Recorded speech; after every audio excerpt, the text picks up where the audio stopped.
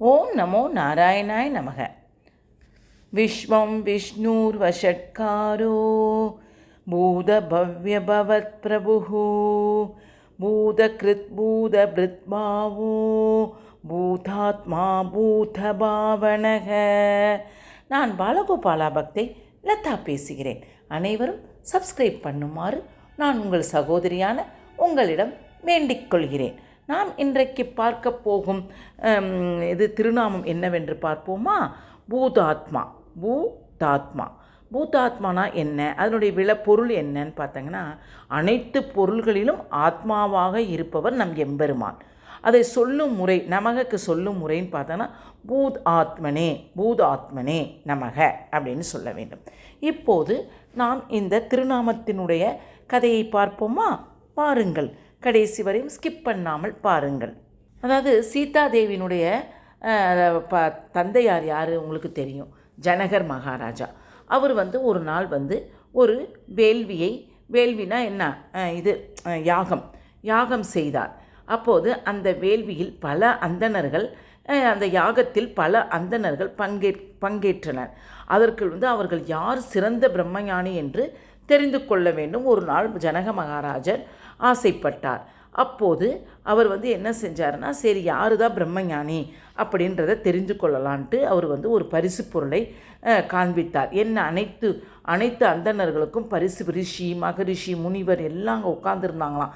எங்கே, அந்த யாகத்தில். அங்கே உட்காந்துருக்கப்ப அவர் சொல்கிறாங்க, தங்க குப்பிகளால் அலங்கரிக்கப்பட்ட கொம்புகள். எது? பசுமாட்டுக்கு. மொத்தம் 1000 மாடு. ஒரு மாட்டுக்கு 2 குப்பி, 2னா தங்கத்தில், அந்த கொம்பில் தங்க குப்பி. அதை போட்டுட்டு எல்லா மாடுகளையும் ஒரு பெரிய கிரவுண்டில் நிற்க வச்சாராம். நிற்க வச்சுட்டு அப்போ சொல்கிறாரு, யார் பிரம்மஞானியோ அவருக்கு இந்த 1000 பசுகளும் 2000 தங்க குப்பிகளும் வழங்கப்படும் என்று அறிவிக்கப்பட்டாராம் ஜனக மகாராஜா. அப்போது அங்கிருக்கும் அனைத்து முனிவர்களும், அப்படியா, சரி, என்ன தான் இவர் செய்ய போகிறார் ஜனக மகாராஜன் என்று ஆர்வத்துடன் இருந்தார்களாம். அப்போது என்ன சொல்கிறாங்க, யாஞவல்கியர் என்ற ஒரு மகரிஷி. இதில் பேரெல்லாம் கொஞ்சம் டிஃப்ரெண்ட்டாக இருக்கும். மகரிஷி எழுந்து தன் சீடரை பார்த்து, உடனே இந்த பசுக்களை எல்லாம் நம்முடைய குருகுலத்துக்கு ஓட்டி செல்லு அப்படின்ட்டு தன்னுடைய சிஷ்யன்ட்ட சொல்கிறாராம். யார்? இந்த மகரிஷி. ஒன்றுமே பிரம்மஞானின்றதை பற்றி நிரூபிக்காமையே இவர் ஆணையிட்டாராம். என்னடா, இன்னும் நம்ம ஒன்றுமே ஆர்கியூமெண்ட்டு வாக்கே செய்யலை, அதற்குள்ளே இவர் பசுக்களை எல்லாம் ஓட்டி செல்ல சொல்கிறாரே என்று அங்கு கூடியிருந்தவர்கள் அனைவரும் கேள்வி கேட்குறாங்களாம்.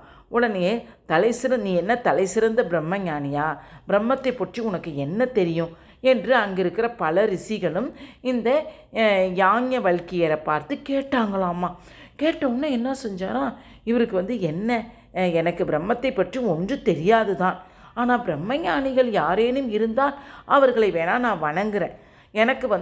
எனக்கு இந்த பசுக்கள்லாம் தேவை, நான் ரொம்ப கஷ்டப்படுகிறேன், அதற்காக தான் நான் ஓட்டிச் செல்கிறேன் என்று என்னை விட்டுவிடுங்கள் என்று நகைச்சுவை உணர்வுடன் அவர் சொல்கிறாராம்.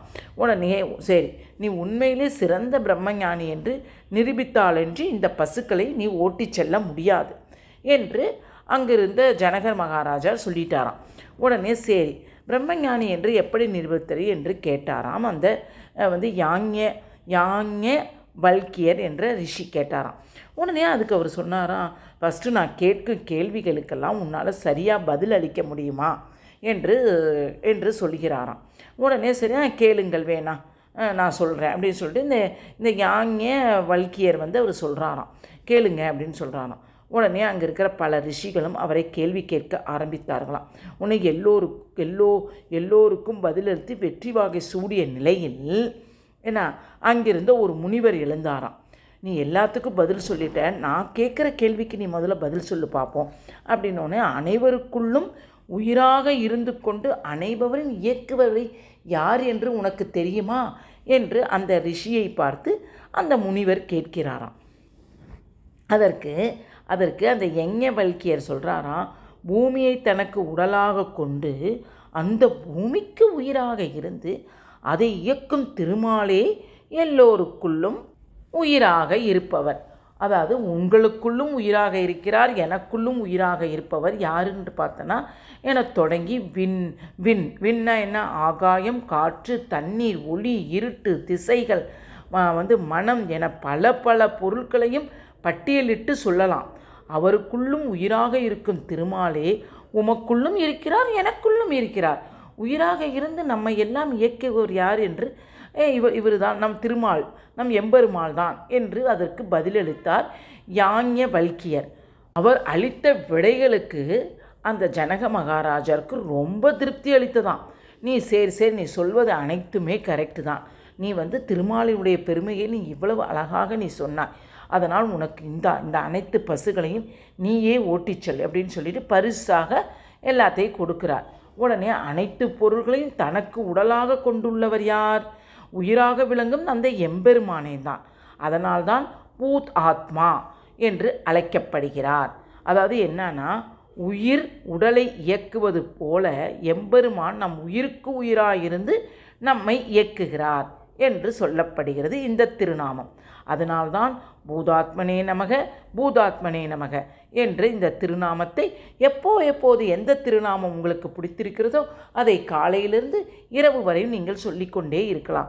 இந்த திருநாமம் ஏன் சொல்லுகிறேன் என்று இதில் விளக்கப்படலை. ஆனால் நான் சொல்கிறேன் என்னென்னா, இந்த திருநாமத்தில் யாருமே வீட்டில் பிள்ளைங்க படிக்காமல் படிப்பு ஏறாமல் இருக்கிற குழந்தைகளுக்கு இதை நீங்கள் அந்த குழந்தைக்கு குட்டி தான், அதை நீங்கள் சொல்லி கொடுத்தாங்கன்னா பூதாத்மனே நமக பூதாத்மனே நமக பூதாத்மனே நமக பூதாத்மனே நமக, பூதம்னு சொல்லக்கூடாது, பூதாத்மனே நமக அப்படின்னு நீங்கள் சொல்லிக்கிட்டே இருக்க சொல்லுங்கள் குழந்தைங்களை. அவங்க சிறந்த அறிவாளியாக கட்டாயம் இருப்பார்கள். இது நிச்சயம், எம்பெருமாள் உடைய ஆணை இது. அதனால்தான் இதை அனைவரும் இந்த பூதாத்மனே நமக என்று சொல்லப்படுகிறது. அனைவரும் பிடித்திருந்தால் லைக் பண்ணவும், ஷேர் பண்ணவும், சப்ஸ்கிரைப் பண்ணவும். வாழ்க வளமுடன். ஹரே கிருஷ்ணா.